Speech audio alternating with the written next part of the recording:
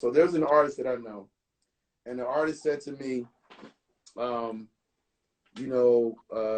I've made my whole situation off of the internet. I don't give a fuck. Fuck radio. I don't need radio. Whatever. And me and the artists are cool. Like, we went on a problem. This is how they're feeling. They're like, thank God for the internet. This, that, and third. So once they dropped another project, the project didn't do well at all. So then they tried to run back to radio. Now, this is the thing. It's the same thing I've told people. The internet breaks a lot of artists as well, but it's what you said. When you want to be like superstardom, you have to have the internet and you have to have radio. Let's use Drake. Drake has the internet and he has radio. He's bigger in audience. People don't understand that. I'm not saying at the same time, it's what you said. You have artists out there that's never been on radio, and they're doing shows for 20, 30 grand a night. Yeah. And I applaud that. And that's true. That's true. Mm-hmm. I'm not, like you said, you can be successful and make money, but a lot of those artists they're not super big art. You know what? I would say, with the exception of one artist, I think one artist didn't go the radio route, and he's very, very successful. And it's a guy that you produce one of his records, Lil Uzi. Lil Uzi wasn't a big radio artist. Now, he had records that went to radio, like he had XO Life and the joint with him and Nicki. But Lil Uzi, he has a core fan base that I'm not going to say radio broke him. He's one of the guys that can sell out an arena for like 10,000 or whatever like that, and he's not heavy radio, but he's one of those guys, to the exception to that rule. Yo, it feels like let me say one thing. First of all, this dude wreaking something on here keeps trying to be heard, saying what he has to say, respect to him. But we're not having an argument of me saying, can you be successful with or without radio? And that's what it sounds like you and him are both saying. I simply use No, I'm not saying that. Right, but even Lil Uzi, when did he go to superstardom? That moms know who he is. You don't get to a level of that until you're in mainstream. I didn't say you couldn't be successful. I didn't say you couldn't make a shit ton of money, and I didn't say that everybody in culture would know who you are. But there's culture. You got that group that knows what's dope. Then you got the rest of the world, which is the majority of the world, that doesn't know what dope is. And they're not tied into culture, right? So, like, that's what superstardom is, when your mom's like, hey, I like that guy, Lil Uzi. And you're like, man, Ma, how you know about him? That's superstardom. And that's what I meant by it. Do you know what I'm saying? I didn't say people couldn't win big. Of course they can. I've won big. I'm working with the #1 esports team in the world. It's got over 215 million followers, and we're winning big all the time. But guess what? I still know that mainstream America doesn't know who they are. I just talked to T.I. and Rick Ross today, and both of them didn't know who they were. But they're more cracking than they are. Do you know what I'm saying? Like, relatively speaking, they got more of a following. They're making more money than them, and they're more known in their world. You know what I'm saying? Like, in their world, not superstardom mainstream.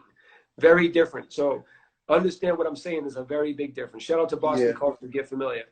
But so I'm not having an argument saying that, or a debate about whether you can be successful or even make a shit ton of money not being on radio. Of course you can.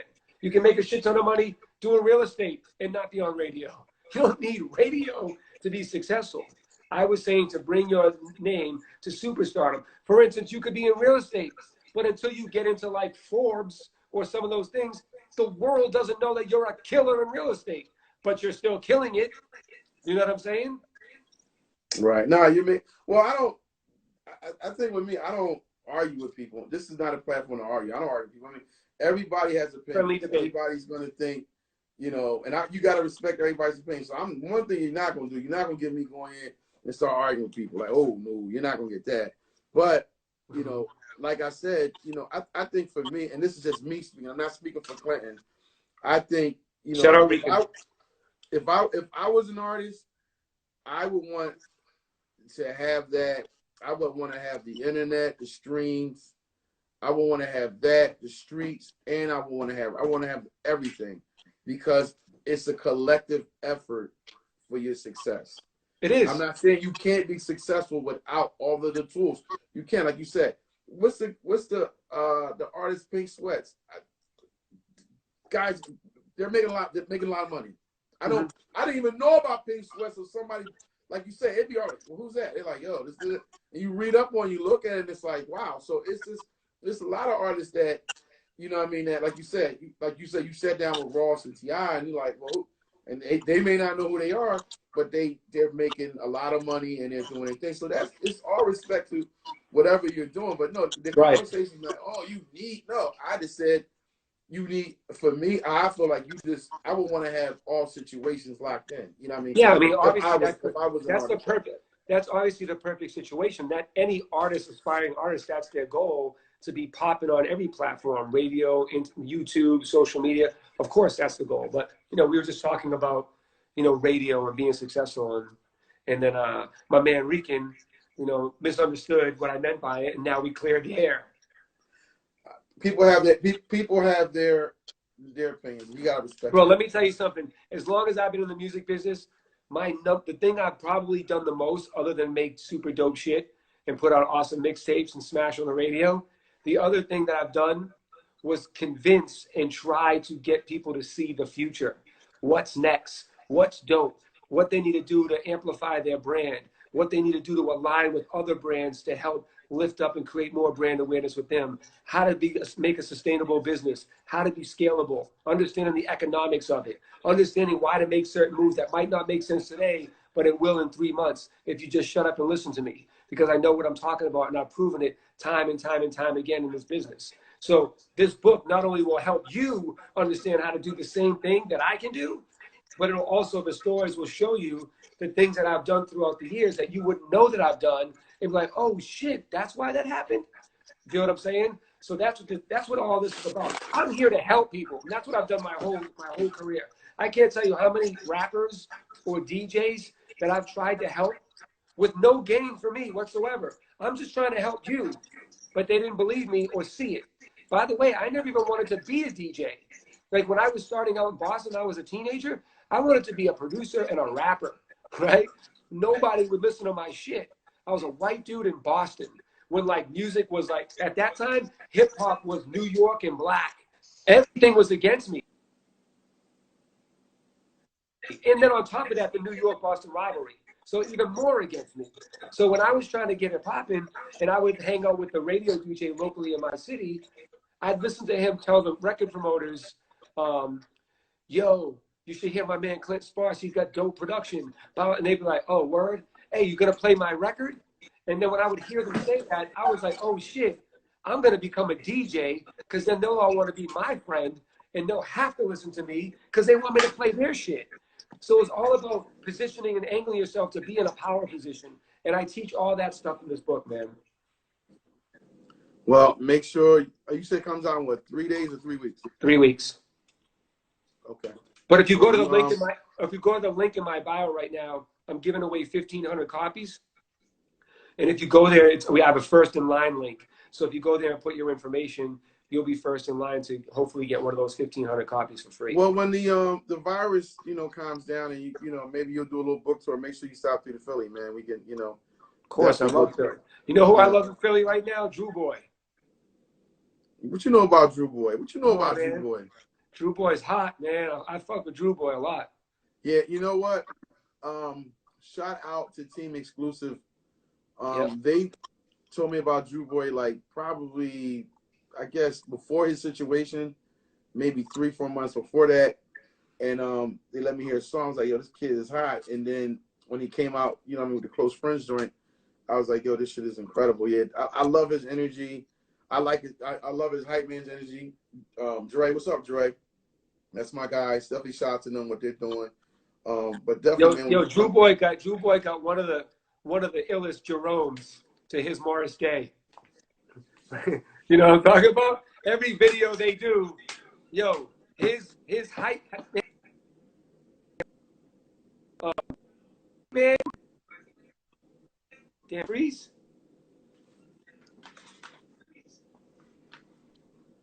Damn, Clint, Clint, move your phone around. I'm losing you a little bit. I'm losing you. Clint, I'm losing you. Better? Clint, please, Better. bro. Better? Yeah, move around a little bit. I can't. It's still circling. It's still circling. Better? Clint, man. Yeah, I'm losing the There you internet. go. Better? All right. Yep, there you go. We're good. Yeah, his hype man, bro, like, he be getting me hyped. See? Yeah, it's like Dre's crazy, man. He definitely has a lot of energy. Hey, I got one more thing to talk to you about, and I'm gonna let you go. In Right. the journey of you producing all of these big records for these big artists and putting people on, have you ever bought a record to an artist and the artist is like, no, that shit is whack. I'm cool on it, and you took it to somebody else and it became a mega hit? You hear me, Clint? Clint. Oh man, I'm losing you, bro. Clint. Clint, man. Yeah. Yeah, I'm here. I'm Yeah. here. Have I Yeah, ever I brought said, a record to somebody and what?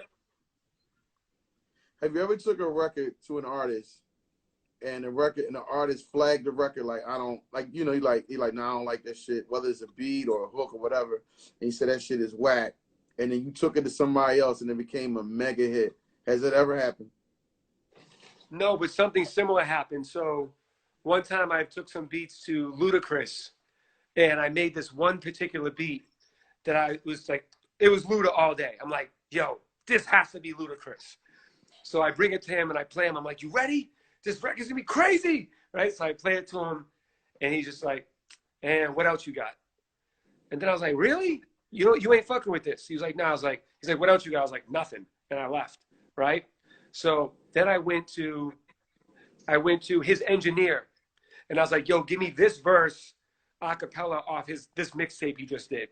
Then I went to Rick Ross's engineer and I said, yo, give me this Ross verse off of this mixtape that he did.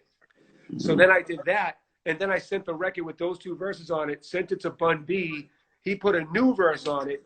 And then I made a chorus and I sent it to Ludacris done. And then he was like, yo, this record's crazy. It became a single. They shot a video for it. We all got checks for it. And that song was called Down in the Dirty.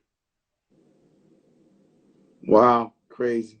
So Well, I look, knew bro. I knew it was dope. He didn't see the vision. I had to paint the whole picture for him to get it. Right.